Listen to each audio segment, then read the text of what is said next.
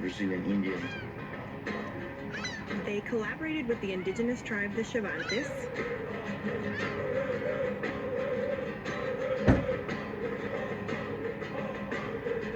To Sepultura, it was a way to embrace what Brazil had to offer.